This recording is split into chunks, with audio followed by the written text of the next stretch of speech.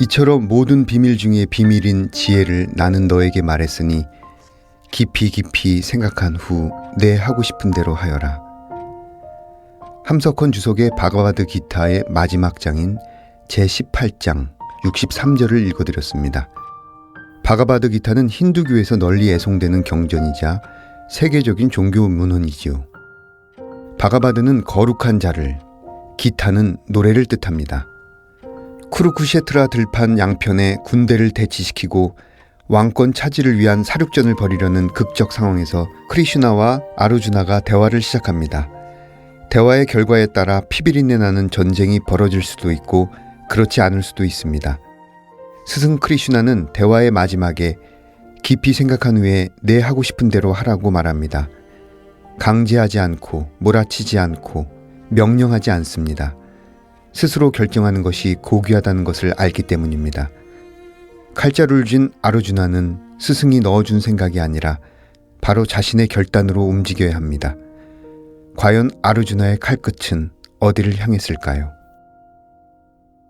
거리의 사람들 바람 따라 흐르면 서성이듯 혼자서 기다리고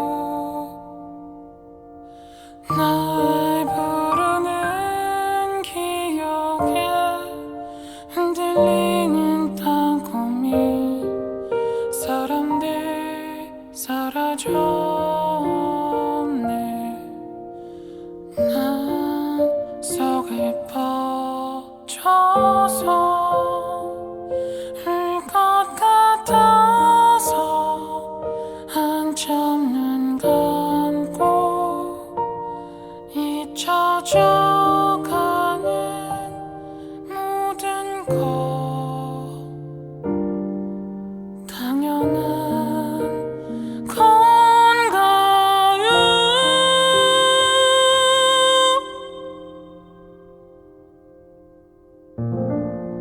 문학 라디오 헤이수의 문장의 소리.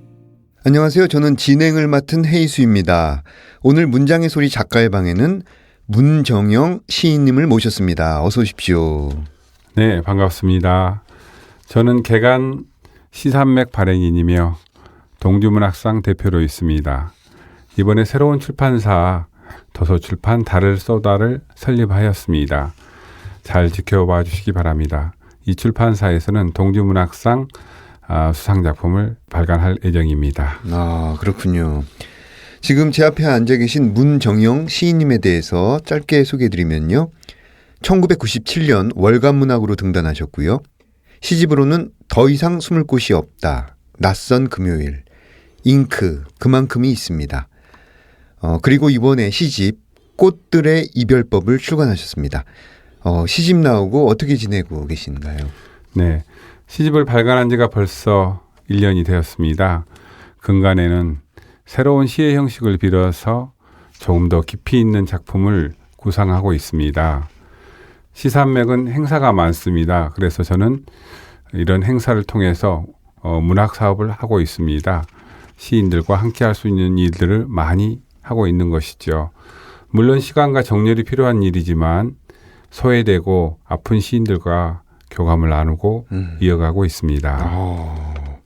행사가 많이 있군요. 네. 함께 모여서 시를 또 낭송하고 또 창작하고 공유하는 시간들이죠.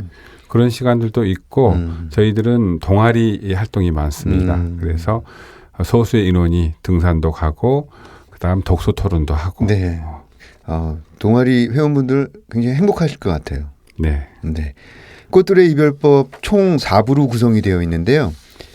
이번 시집을 묶으시면서 어떤 것들을 좀 중점적으로 생각하셨는지요?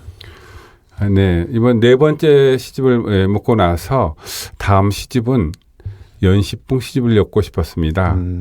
시인의 내면에는 사랑이 가득해야 한다고 봅니다. 자신에 대한 연민, 그것도 사랑이며 타인과의 이성적인 사랑도 아름다운 모양을 가져야 한다고 보았습니다. 결국 내 체험을 대상을 통하여 내비추는 작업인데 그게 사랑이죠. 이번 시 쓰기에는 감각과 사유를 통하여 새롭게 사물을 사랑으로 재구성하려는 의도가 있었습니다. 결국 사랑은 이별이며 이별은 아프지만 오래 기억에 남아있는 것입니다. 그 기억을 꺼낸 것들이라 보면 될 것입니다. 또한 수몰된 제 고향에 대한 기억으로 쓴 장흥이나 탐지는 작년에 돌아가신 어머니에 대한 그리움으로 이어진 작품이라 생각됩니다. 결국 사랑은 이별이며 이별은 기억이다라는 말씀이 굉장히 기억에 남습니다. 이번 시집이 5번째 시집인데요. 시집을 5권 넘게 내시면서 어떤 본인의 창작 방식에 어떤 변화 같은 게 있었을 것 같습니다. 네. 제 작품은 주로 어떤 그 기본 소정에 충실한 것들입니다. 결국 역작은 아니지만은 제가 가진 정서를 대상에 잘 입혀왔다고 봅니다. 결국 소정은 새롭게 재구성이 되어야 생명력을 갖게 되는데 한 권의 시집을 묶으면 꼭 그 다음 시집에 대한 구상을 하였습니다. 즉 형식의 변화와 소재의 탐구, 그러나 결국 사유의 깊이와 새로운 감각을 끌어오지 않으면 그 전의 시집과 큰 변별력이 없을 것이라고 봅니다.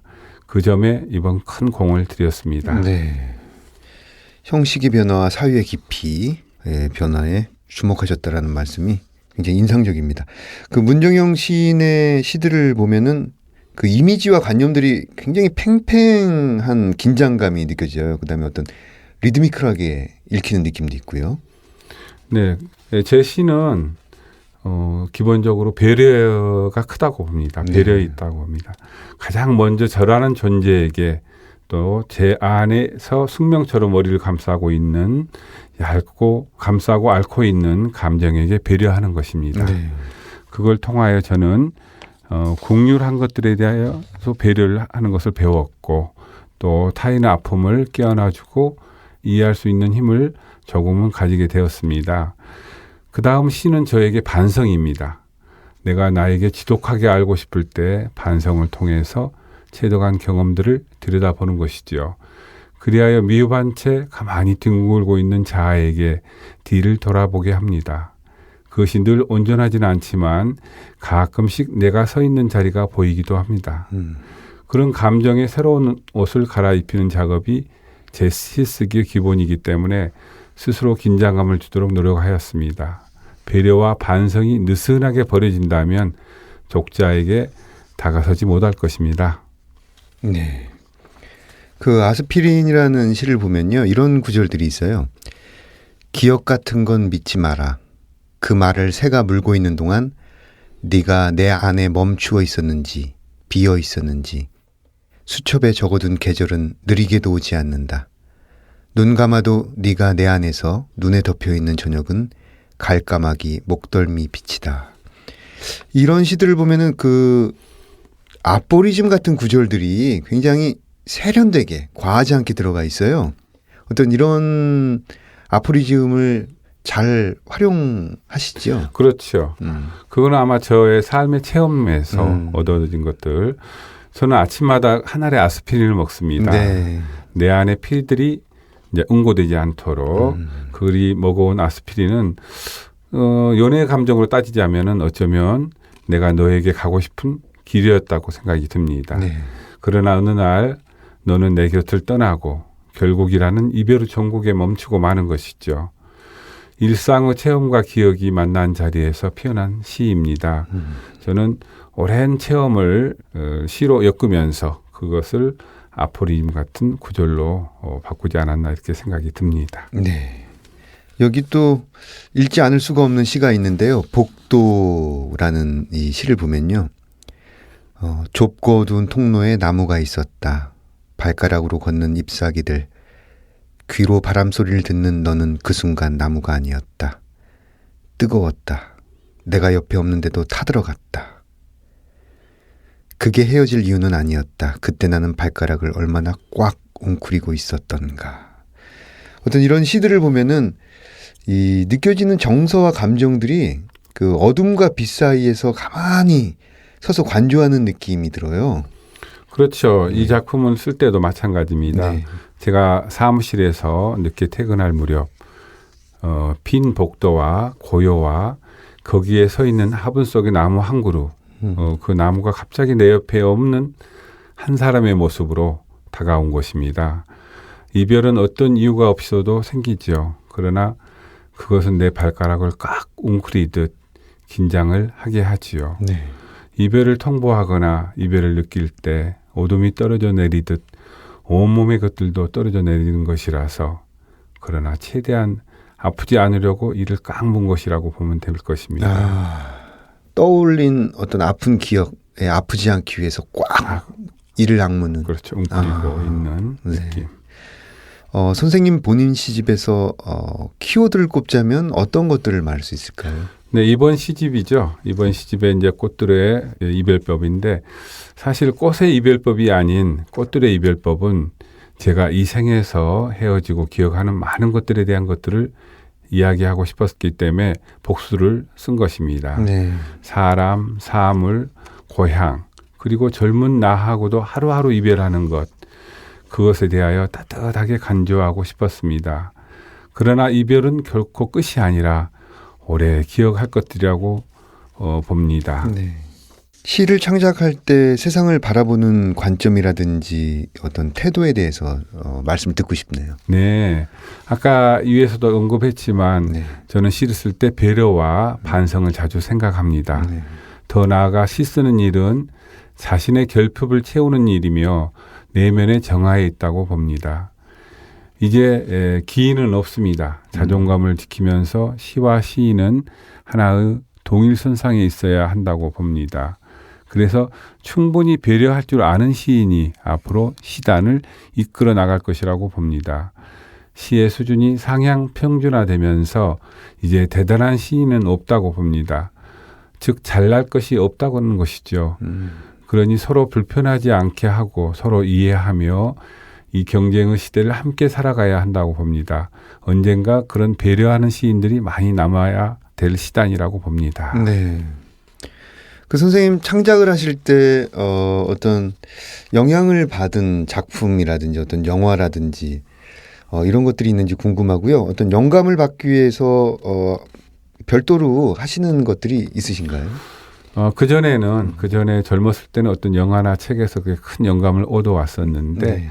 물론 지금도 그게 내면에 오래 숨어 있다가 튀어나와서 언어화가 되기도 하지만 네. 지금은 그런 것보다는 하나의 소재를 생각하여서 오래 묵혔다가 꺼냅니다. 이제 많은 작품을 쓰기보다는 쓰고 싶은 시 한 편을 쓰려고 합니다. 네. 그 시집 제목이 꽃들의 이별법인데요. 다른 제목 후보도 있었을 것 같아요. 그런데 저는 시집을 내기 전에 네. 시집 제목을 미리 정합니다. 네. 그래서 그 시집의 시가 첫 작품으로 들어가고 특히 낯선 금요일, 잉크, 꽃들의 이별법 같은 경우에는 미리 이 시집 제목을 정하고 네. 그 시를 썼습니다. 그래서 그 시가 가장 첫 작품으로 들어가고 시 전반의 정서를 끌고 가고 있다고 보면 됩니다. 네. 그러니까 시집 제목이 되는 시가 늘 처음에 네. 배치되는군요. 네네. 이 시집에서 가장 쓰기 힘들었던 시 한 편, 그리고 가장 좋아하는 시 한 편을 꼽자면 물론 어려운 일이겠지만요. 네. 이번 시집에서 독주라는 시가 있습니다. 독주는 독한 수를 의미하기도 하고 또 혼자 앞서가는 그런 형태의 모습이기도 합니다. 옛날에 어떤 한 사람은 나에게 큰 독한 독주였습니다. 네. 독한 독주였던 그 사람에 대한 이미지, 그 감정을 우려낼 때 상당히 어려웠습니다. 그래서 결국에는 그 한 사람에 대한 느낌, 그게 잘 들어가도록 배려를 했습니다만 어떻게 익히는지 잘 모르겠습니다. 그리고 장흥이나 탐지는 제 어머니와 고향을 생각한 시이기 때문에 금방 썼어요. 네. 금방 어머니에 대한 시. 지금은 제 고향 장흥에 있는 제 고향이 수몰이 돼서 네. 고향이 없습니다마는 그런 아련한 아픔을 썼기 때문에 금방 쓸 수가 있었습니다. 네. 그 말씀하신 장흥이 전라남도 장흥 네, 말씀하시죠? 제 고향이죠. 예. 그런 말 있잖아요. 왜 벌교에 가면 주먹 자랑하지 말고 그렇죠. 장흥에 가면 글 쓰는 자랑하지 말라는. 맞아요. 어떻게 잘 아시네요. 예, 그런 표현 있잖아요. 네. 그 장흥에서의 기억이 글을 쓰는데 좀 많이 도움이 되시나요? 그렇죠. 저희 고향 앞으로 흐르는 탐진강 그게 상당히 강진까지 흘러가지만은 네. 저희 고향 자랑은 한 조금만 하면은 네. 사실 그전에는 이청준, 한승원 선생님을 비롯한 이승우 소설가 이런 소설가들이 상당히 많았는데 지금은 시인들이 많이 자리를 잡고 있습니다. 네. 그래서 시인들도 열심히 지금 따라가려고 또 좋은 시인들이 많이 활동을 하고 있습니다. 네. 선생님 시들을 읽다 보니까요. 그 유려한 이미지들이 리드미컬하게 움직이면서 그 어둠과 죽음의 관계에서 그것을 부정하는 태도가 아니라 어떤 균형을 잡고 있는 느낌, 밸런스를 유지하는 그런 느낌. 그다음에 사물과 인간의 사이에서 어떤 질서와 존재를 계속적으로 확인하려는 어떤 그런 인상을 받았거든요. 네. 저는 개인적으로 긍정적인 생각을 많이 하고 사는 존재입니다. 그래서 시를 쓸 때는 긍정보다는 오히려 아픈 쪽을 바라보기도 하고 또 사랑이 끝난 이별의 감정을 균형 있게 쓰고 싶은 그런 생각을 많이 했습니다. 즉 결국에 내가 아픈 쪽과 아프지 않는 쪽 그걸 두 개 다 들여다보면서 그 존재를 확인하는 작업을 계속 해왔기 때문에 독자 입장에서 보면 질서와 존재가 이렇게 느껴질 수 있다고 생각이 듭니다. 네. 1997년부터 이제 등단하셔가지고 지금까지 꾸준히 게으르지 않게 이렇게 작품을 쓰면서 활동하고 계시는데요. 그래도 때로는 잘 안 써지고 하기 싫고 슬럼프라고 할까요? 네. 이런 게 있으실 것 같아요. 어떻게 이겨내셨는지. 네. 저는 이제 시인들에게 한마디 꼭 해주고 특히 시인들에게 해주고 싶은 말이 있습니다. 네. 인생에도 절정이 있지만 시에도 절정이 있다고. 자기가 어느 순간에 그 절정적인 시를 쓸 수 있는 그 순간을 꼭 맞이해야 된다고 봅니다. 그러지 못하고 중간에 좌절하는 시인들이 슬럼프에 묶여서 시를 쓰지 않거나 자기 역량을 최대한 발휘하지 못하고 좌절하는 시인들이 많다고 봅니다. 네. 그래서 시인은 누구에게나 이렇게 슬럼프가 오는데 그럴 때 저는 뭐 굳이 억지로 쓰거나 시에 복종하지 않습니다. 시가 나에게 올 때까지 기다리고 또 기다려서 그 쓰고 싶은 시를 쓰는 그러면 저에게는 특히 문해지를 제가 하는 만큼 시를 많이 읽고 또 시인들과 접하는 기회가 많아서 그게 시 쓰기에 많이 도움이 되고 있다고 봅니다. 네. 그 늘 언제나 시인들 그다음에 문예지를 하고 계시기 때문에 또 시를 많이 읽으시고 늘 시 안에 시 자장 안에 계시다 보니까 네. 그걸 또 극복하는 힘도 자연스럽게 생기는 것 네, 같아요. 그렇죠. 그리고 현대 시의 흐름을 가장 빨리 알 수가 있습니다. 네.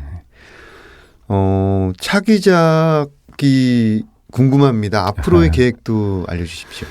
지금 저희는 그 5번째 시집을 내면서 벌써 계획을 세웠어요. 어떤 계획을 세웠냐면은 한 행을 한 연으로 묶어서 그 다음에 감정을 최대한 억제하고 독자에게 좀 가벼운 마음으로 접근할 수 있도록 그러니까 독자가 수월하게 읽어낼 수 있는 그동안에 조금 더 내밀하게 썼다면 이번에는 독자가 좀 더 독자에게 다가갈 수 있는 시를 쓰려고 네. 생각을 하고 있습니다.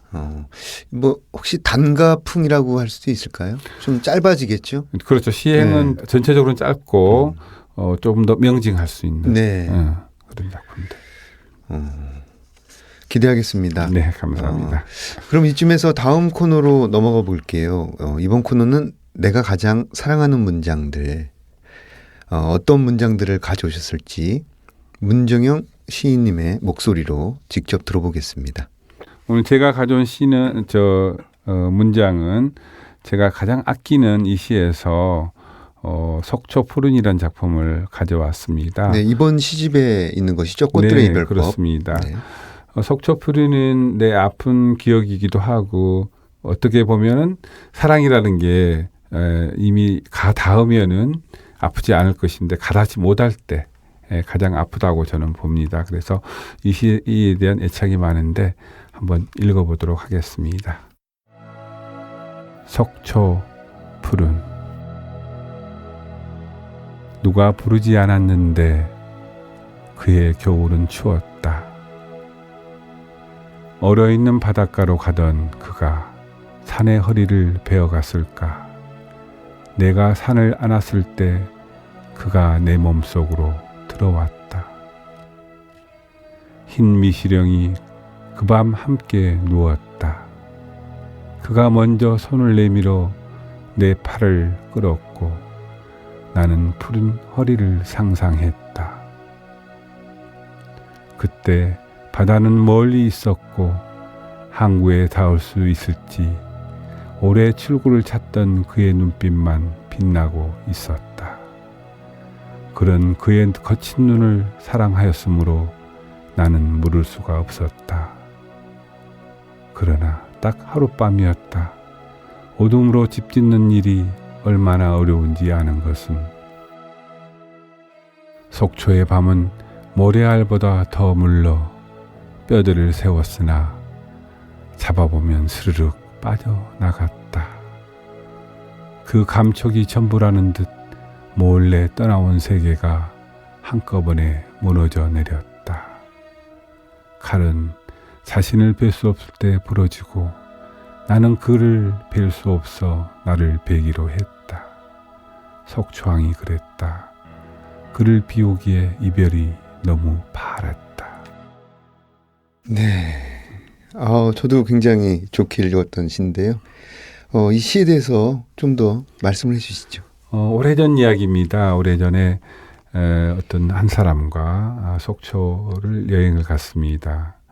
그 여행 속에서 저는 그 사랑을 느끼고 싶었고 사랑을 맛보고 싶었는데 그게 또 시간과 기회가 맞지 않아서 저는 또 홀로 다시 귀향 서울로 오는 느낌 그 시기였을 때 어떤 사랑이란 것이 어떤 모래알보다 네. 더 물러서 뼈대를 세웠으나 잡아보면 스르 빠져나가는 그런 느낌이 들었던 시기가 있었습니다. 네. 그때를 기억하고 쓴 시입니다. 몰래 떠나온 세계가 한꺼번에 무너져 내렸다. 이 문장 안에서 어떤 이 함축된 아포리즘안에 담긴 시적 화자의 절망감이라든지 아픔 이런 게 네. 굉장히 잘 느껴집니다. 네. 이 시가 속초항에 가면 시비로 세워질 가능성도 있지 않을까요? 그러면 좋은데 아마 이제 이게 연애시기 때문에 네. 이 시 속에서 시집 속에서 연애시라 해도 가벼운 어떤 연애의 이야기가 아니라 네. 그 안에 아픔과 사연을 잘 억눌려서 썼기 때문에 또 일반 독자는 그 가볍게 쉽게 네. 접근은 어려울 수도 있으리라고 봅니다. 네. 제가 시집을 처음부터까지 읽으면서 속으로 굉장히 좋아한 부분이 있는데요. 제가 도형 중에서 동그라미를 굉장히 좋아하거든요. 네. 선생님 시에 동그라미가 굉장히 많더라고요. 혹시 동그라미를 좋아하시는 이유가 갑자기 궁금해졌어요. 동그라미는 어떻게 보면은 그 긍정의 의미도 있고요. 네. 그 긍정 속에서 어떻게 보면 하나의 인생도 그 동그라미 속에 있다고 봅니다. 사랑도 이별도 결국에는 그 안에서 돌아가고 회전하고 또 마무리 지어지는. 그래서 내 인생에서 동그라미는 어떤 긍정의 힘이다. 네. 이렇게 생각합니다. 그리고 왜 동그라미는 이동이 가능하잖아요. 그렇죠. 선생님 시에 보면은 건너간다라는 표현 굉장히 많거든요. 교체한다라든지. 네, 그렇죠. 그 동그라미가 이동할 수 있고 건너갈 수 있는데 굉장히 좋은. 네. 누구의 메타포. 마음속으로 건너갈 때도 그렇죠. 동그랗게 가야지 네모로 간다면 네. 분명 부딪힐 겁니다. 네. 선생님 제가 급작스럽게 한번 요청을 해드린 부분이 있는데요. 네. 줄이라는 시를 한번 낭송해 주셨으면 좋겠습니다. 개인적 줄이요. 부탁을 한번 드려보겠습니다. 네. 줄. 나를 건너려고 너를 잡는 순간 하나는 여기 있고 또 하나는 멀리 있다. 하나는 건너가고 하나는 건너온다. 쓸쓸한 것 오래되어 멀리 있는 너를 한 손으로 잡으면 두려움이 출렁인다. 그때 내가 붙잡고 있는 내가 생명줄인 줄 알았는데 그 길 건넌 후 나는 너를 돌아볼 수 없었다. 누군가는 가는 줄을 잡고 건너가고 있고 다른 누군가는 오는 줄을 잡고 건너오고 있다. 무엇라 물으면 가는 사람과 오는 사람 말이 다르다. 한때 건너려는 길이 같았고 그 길 건너려 따뜻한 손 너에게 내민 적이 있다. 손을 놓으면 그 아래는 문신한 눈썹 같은 상처뿐. 그러나 치명적인 줄 알면서도 그 손 놓아야 하는 순간이 온다. 내가 줄이고 내가 길이었을 때, 가끔은 내가 길이고 내가 줄이었을 때 아무것도 묻지 않고 서로를 건너던 때가 있었다. 네. 치명적인 줄 알면서도 그 손 놓아야 하는 순간이 온다라고 역시 아포리즘적인 문장이 있는데요. 젊은 시인들은 굉장히 쓰기 힘들 만한 내용이고요. 오랫동안 어떤 부분에 대해서 깊이 사유해야지 나올 수 있는 시 같아요. 예, 그런 부분과 함께 직접적인 체험, 네. 체험이 없다면 머리만 가지고 쓴다면 이런 시가 안 나오겠죠. 그렇죠. 네, 그 순간에 정말 치명적이었기 때문에 그 아픔이 많이 우셨군요. 그렇습니다. 눈가에 눈물이. 네. 네. 문정영 시인님 이번 코너는 사운드 앤 스토리 시간인데요.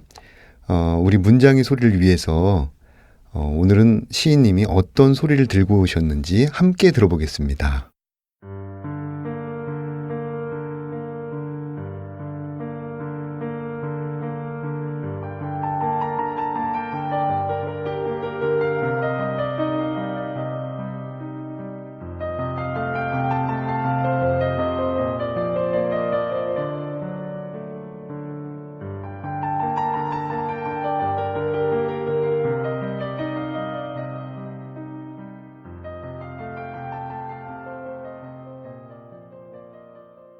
네.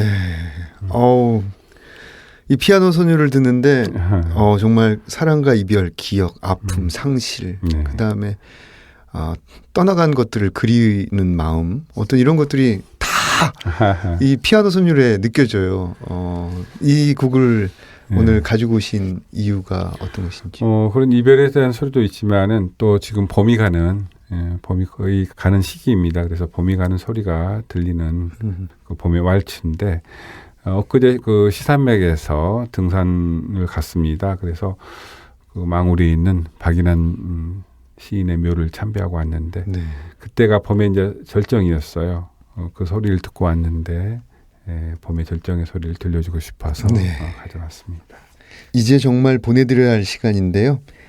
오늘 소감 대신에 선생님께서 생각하시는 소중한 것 세 가지만 말씀해 주신다면 어떤 게 있을까요? 뭐 제 인생에서 말할 것도 있지만은 시단에서 네. 시인들 간에 가장 소중하게 얘기할 것들을 한 세 가지 뽑아서 말씀을 드리겠습니다. 네. 저는 시인들에게 늘 이야기를 합니다. 첫째는 좋은 문우가 있어야 된다. 네. 내게 좋은 문우가 있어야 오랫동안 시를 쓸 수 있고 시단에서 활동할 수가 있다. 사실 시인들이 자존심이 강하기 때문에 서로의 내면을 이렇게 털어놓는 경우가 사실 드물어요. 그래서 정말 나를 털어놓을 수 있는 좋은 문우를 만나는 것이 첫째다. 그다음에 둘째는 시인들 간의 배려입니다. 자존심과 자기 이기적인 내면이 상당히 있다고 봐요, 시인들은. 그래서 서로에게 배려하는 그런 마음이 필요하다고 보고, 이어서 마찬가지죠. 서로에게 셋째는 경청하는 것. 서로의 말을 잘 듣고 누구에게 퍼뜨리지 않고 잘 들어주는 것. 시인들이 언어를 짓다 보니까 네. 말을 잘 만들어서 퍼뜨리는 경우도 상당히 있습니다. 그래서 서로에게 경청해주는 이런 세 가지가 시인들의 가장 필요한 덕목이 아닌가 생각이 듭니다. 네. 좋은 문우. 좋은 문우가 있어야 오래 시를 쓸 수 있다라는 말씀. 그다음에 이기적인 마음을 내려놓는 배려. 그다음에 타인의 말을 잘 들어주는 경청. 네. 이 세 가지 자세. 시인들뿐만 아니라 소설가들에게도 굉장히 좋은 그렇습니까? 덕목이라고 보입니다. 네. 네. 오늘 함께해 주셔서 감사합니다. 네. 마지막으로 짧게 네. 문장의 소리 청취자분들께 작별 인사해 주시죠. 네. 이렇게 좋은 기회에 보무 끝자리에서 만난 우리 독자 여러분들께 제가 부족하고 미흡하지만 저의 시가 잘 읽어주시고 또 시산맥에도 많은 관심을 주신다면 저도 언젠가 여러분께 다가갈 수 있도록 노력을 하겠습니다. 감사합니다. 네, 문정영 시인의 시집 꽃들의 이별법 그리고 시산맥에도 청취자 여러분들의 많은 관심을 부탁드립니다. 저는 2부 책들의 방에서 뵙겠습니다.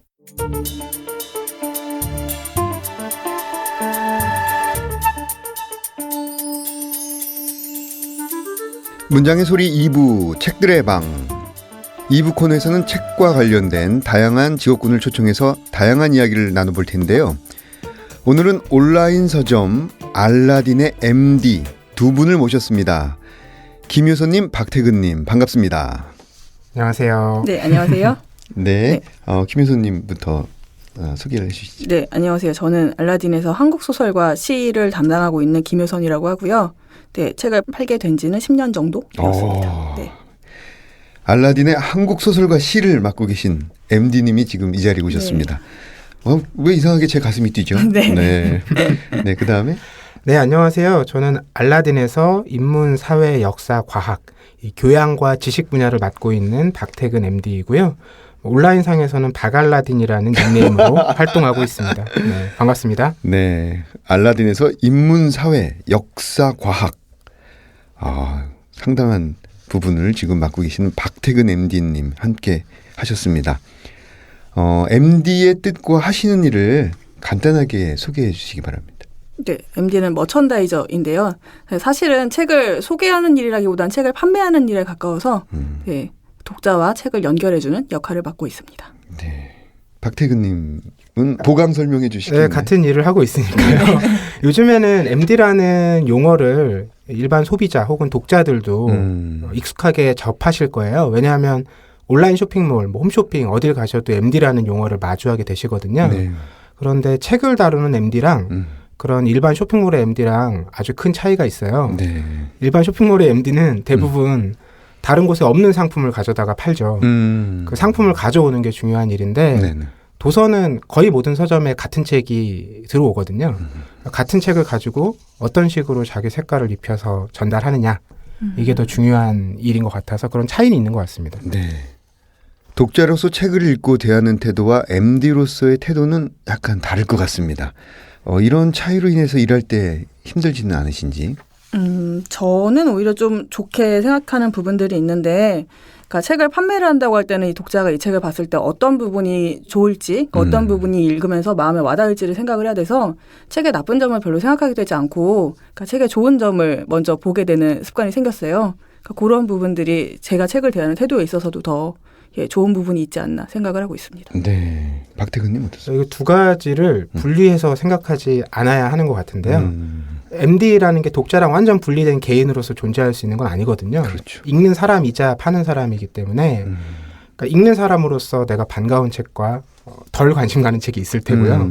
또 파는 사람으로서 내 역할이 더 큰 책과 역할이 적은 책이 있겠죠. 그러니까 그런 조건들이 이제 서로 교차하면서 만들어지는 새로운 상황들이 오히려 흥미롭고 즐거운 일 같아요. 네.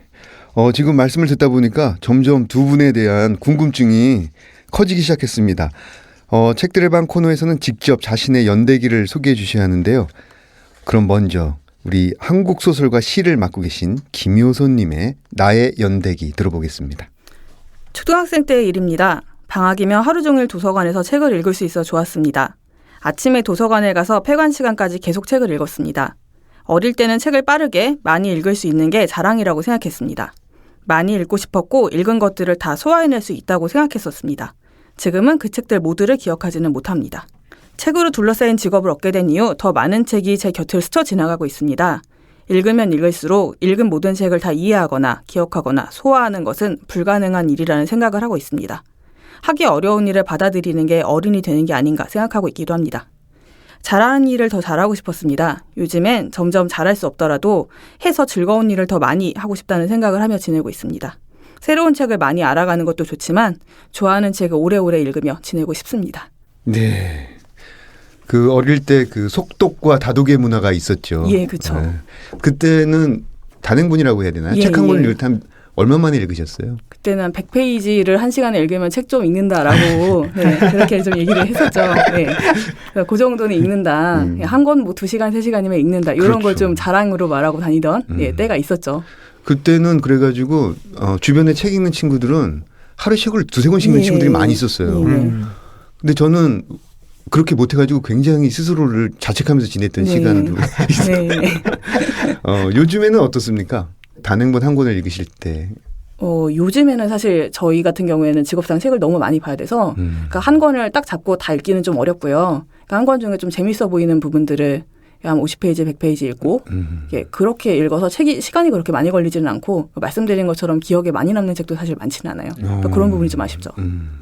그럼 하루에 보통 몇 권의 책을 손에 쥐었다가 놓으시는 거예요? 손에 쥐는 거는 한 30-40권은 될 것 같은데 그건 정말 물리적으로 만지는 거고 네. 어쨌든 네. 시간을 조금 투자해서 읽는다라는 개념이 네. 들어가는 책은 한 몇 권 정도 되죠? 그러니까 저희가 신간 미팅이라고 그러니까 책을 출판사에서 오셔서 보여주시는 그런 그 업무의 순서 같은 게 있어요. 그래서 그렇게 주실 때 읽으면 한 5권, 10권 정도는 그래도 볼 수는 있어요. 하루에 소화하는 양이 그 정도 되는군요.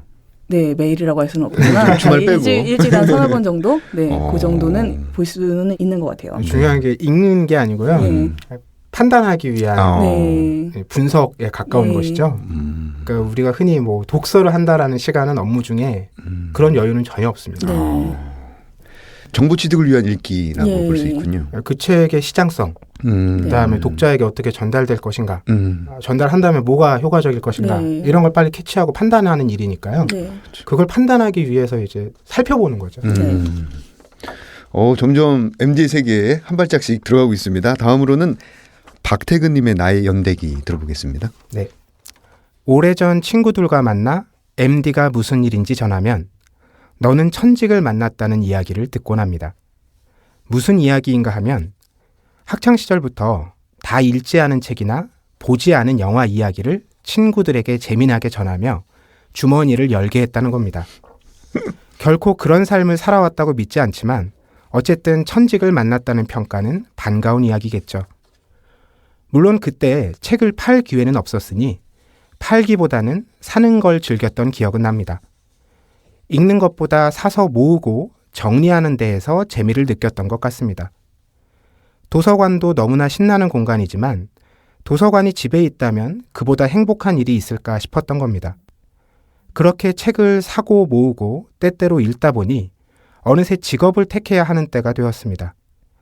따지고 보면 어떤 직업이든 무언가를 파는 일인데 그렇다면 내가 가장 잘 아는 상품을 팔아야겠다 싶어서 책을 만드는 편집자가 되었고 그러다 온라인 서점의 MD가 되었습니다. 4년 동안 책을 만들고 10년째 책을 팔다 보니 앞으로 펼쳐갈 새로운 일을 궁금해하는 이들을 만나곤 하는데 새로운 일을 찾기보다는 그간 미뤄둔 읽기 그리고 쌓아둔 책들을 정리하는 시간을 갖고 싶은 마음뿐입니다. 부디 그 시간이 제 삶에서 허락되길 간절히 기원합니다. 네, 감동적입니다. 편집자로서 책을 만드시다가 이제 파시는 네. 직업을 갖게 되셨는데 이렇게 변환의 계기가 있으셨나요? 제 안에 특별한 계기가 있었던 건 아니고요. 알라딘이라는 온라인 서점이 이제 책에 관련된 새로운 공간으로 막 움트던 때였고요. 그 중에서 제가 관심 있는 분야가 인문사회 분야였기 때문에 언젠가 알라딘에서 인문 MD로 한번 일해보고 싶다. 그런 생각을 갖고 있던 차에 전임자가 그만두고 공고가 나서 지원을 하게 됐는데 이게 한 명밖에 없거든요. 기회가 또 언제 올지 모르고 지금 꿈을 갖고 계신 분은 저 때문에 10년째 못하고 계신 겁니다. 지금 굉장히 희귀 업무를 하시는 분들이세요. 보니까 요즘 한국 그 인문, 사회, 역사, 과학 너무 범위가 넓은데 네. 어느 쪽으로 약간 움직이고 있지 않습니까? 추세라든지 어떤 이런 것들. 최근에는 사회 분야는 크게 이슈가 없고요. 뭐 역사나 과학 같은 분야들이 전체적으로 인문이라는 하나의 틀 안으로 포섭되고 있는 분위기가 있어요. 예전에는 철학이면 철학, 뭐 역사면 역사 이렇게 얘기했는데 지금은 교양이라는 말 속에 이게 다 들어와 버리면서 그 분야가 기존에 갖고 있던 어떤 학문적인 이 분류 체계 네. 이런 것들이 체계 시장에서는 많이 희미해지고 있습니다. 네. 그러면 이제 이걸 여쭙지 않을 수가 없는데 그 MD로 일하시면서 보람을 느끼는 순간이 있다면 언제일까요, 김혜선님? 아무래도 1년을 보내고 나면은 그 1년 동안 내가 어떤 책을 만났는지에 대해서 생각을 해보게 되는데 그때 이 책은 그래도 내가 열심히 해서 이 책과 독자를 잘 연결할 수 있게 해줬다라는 느낌이 들 때가 제일 뿌듯한 것 같습니다. 네, 박태균. 저도 비슷한데요. 저희가 이제 책들을 추천하거나 소개할 때 뭐 예를 들면 베르나르 베르베르의 책이 나오면 저희가 뭐 추천을 판단하고 이런 영역이 아니잖아요. 네, 그렇죠. 종합 베스트셀러에 오르는 책이기 네. 때문에 MD로서 열심히 팔아야 되는 책인 거죠. 네. 근데 그런 책이 아니라 1년을 돌아봤을 때 김효선 MD님 네. 말씀하셨듯이 내가 그 책의 매력을 느끼고 소개해서 그 책이 독자들에게 전해지고 또 다른 서점에서도 판매가 일어나면서 네. 그 해에 좀 기억할 만한 책으로 자리를 잡았다면 그만큼 보람이 있는 일은 없는 것 같아요. 네. 이게 책을 큐레이팅한다, 네. 어떤 뭐 추천한다, 어떤 이런 작업들이 독자에게 영향을 미치잖아요. 직감적으로. 그러다 보니까 어떤 책임감도 느낄 것 같아요.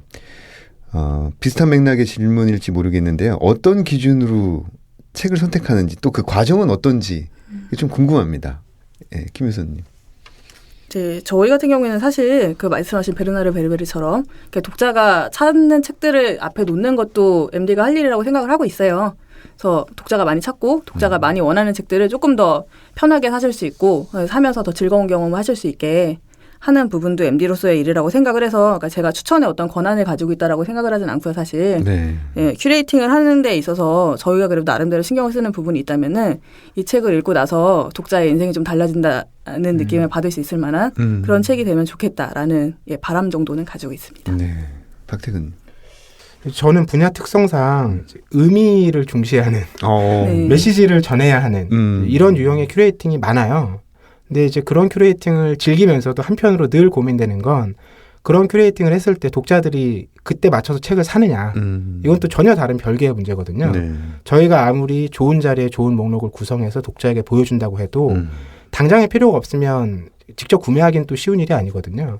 그래서 늘 그런 부분이 고민인 것 같아요. 네. 그러니까 판매만 가지고 하는 건 아니지만 판매도 돼야 서로 이제 일한 보람도 더 느낄 수 있는 부분이 있는 거니까요. 그렇군요.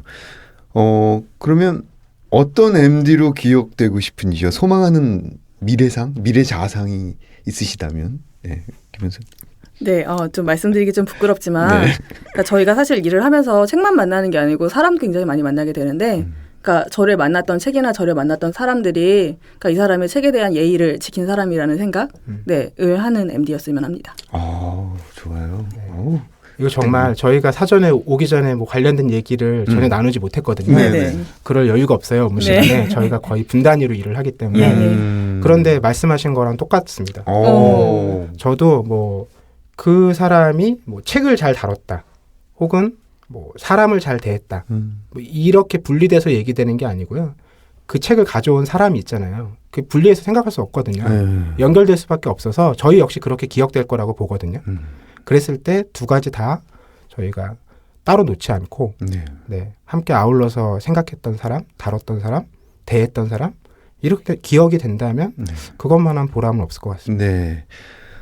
김효선님, 박태근님, 제가 알라딘에 들어가면 이렇게 맨 마지막에 이런 그 문장들을 자주 보는 분들인데 오늘 직접 뵙고 말씀을 들으니까 훨씬 진지하시고 본인의 직업에 대한 프라이드 그다음에 책임감 이런 것들이 강하신 것 같아요. 벌써 시간이 다 됐는데요. 두 분 오늘 문장의 소리 첫 출연이십니다. 오늘 소감 대신에 나에게 가장 소중한 것 두 가지를 부탁드린다면 뭐가 있을까요? 돌발 질문 김효선님. 네. 제가 생각하기에는 저에게 요즘 중요한 건 일상과 리듬인 것 같습니다. 그래서 일상적으로 만나게 되는 책들이 있고 그 책들을 제가 판매를 하면서 겹치게 되는 어떤 계절적인 그런 리듬들이 있는데 이 흐름들이 그냥 쭉 이어졌으면 하는 생각을 하면서 지내고 있습니다. 좋습니다. 박태근님. 저는 뭐 두 가지이면서 한 가지이기도 한데요. 책을 말할 수 있는 시간과 공간. 제가 뭐 팟캐스트나 뭐 라디오나 이런저런 방송들에서 책을 소개하는 일을 많이 하고 있는데 이게 굉장히 그 업무 외의 일이기 때문에 시간과 공이 많이 들어가고 늘 쫓기면서 하면서도 그걸 왜 붙들고 하고 있느냐 이런 생각을 자주 하거든요. 근데 내가 서점에서 MD로 일하면서 책을 말할 수 있는 주어진 공간 외에 다른 방식의 책을 전달할 수 있는 그런 가능성 이런 것들이 저에게 소중하기 때문이고 필요하기 때문이라는 생각이 들어서요. 네. 그렇게 말씀드리고 싶습니다. 감사합니다. 아쉽지만 문장의 소리 이제 마칠 시간이네요. 이어서 첫 책을 낸 작가들의 소개가 있습니다. 여기까지 저는 헤이수였고요. 다음에 찾아뵙겠습니다. 감사합니다.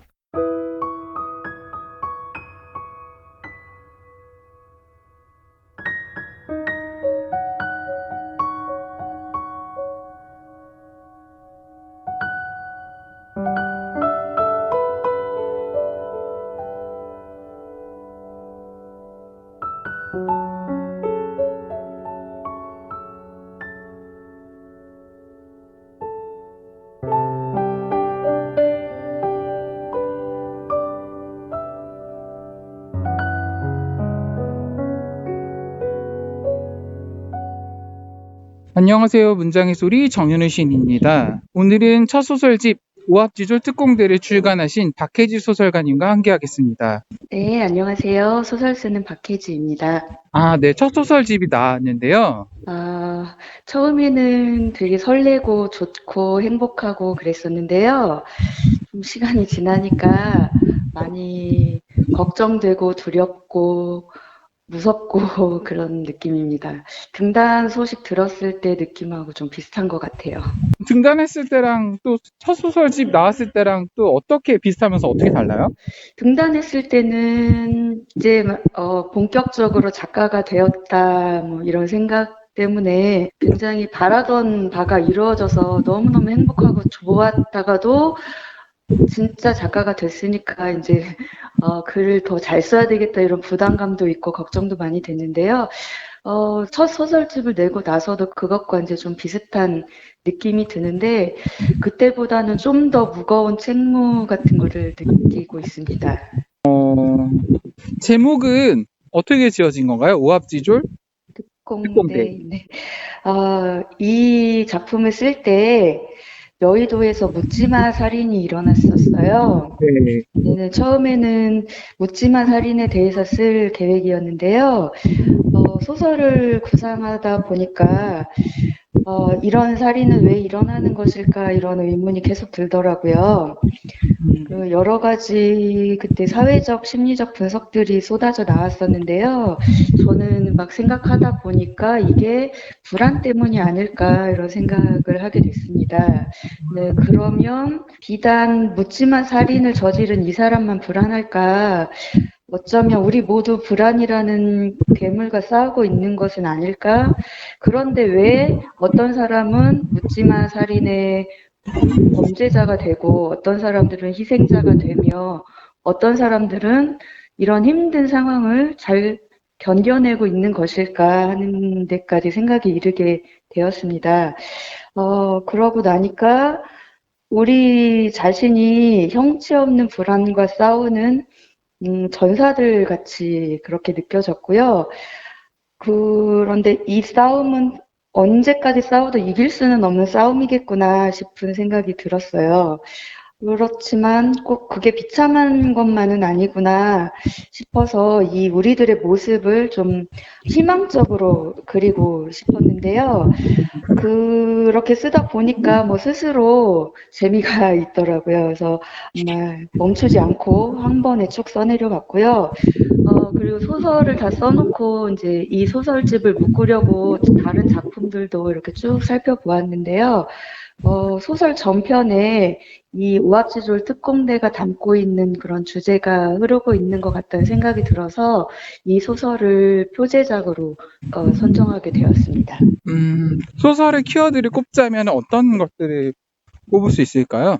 이 소설집 전체에 관한 키워드를 꼽아보자면요. 첫 번째로 거짓말을 꼽을 수 있겠고요. 그 다음으로는 권력, 국가폭력, 사람, 공동체, 저항, 희망 뭐 이런 것들을 꼽고 싶습니다.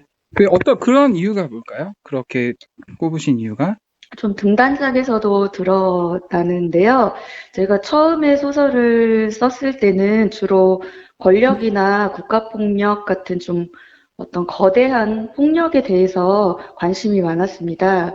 그래서 그쪽으로 썼고요. 그리고 이런 권력이 이런 민중을 향해 휘두르는 이런 것들이 굉장히 무섭고 폭력적인 양상을 띠지만 한편으로는 굉장히 거짓말이고 우리를 속이고 있고 뭐 이렇다는 생각이 들어서 좀 거짓말로 이런 권력들을 희화화해보고 싶다는 그런 욕심이 많이 있어서요. 그런 쪽으로 글을 많이 썼던 것 같아요.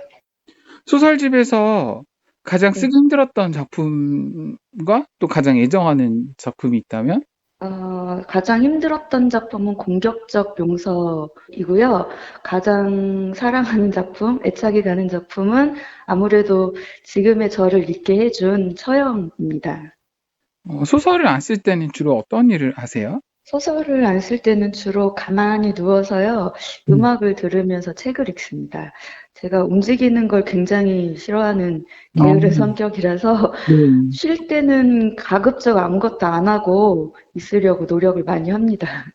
본인에게 가장 소중하다고 생각하는 것 세 가지를 드리자면 어떤 것들이 있을까요? 제가 생각하는 가장 소중한 것 세 가지는 사랑, 그리고 일상이 파괴되지 않는 것입니다.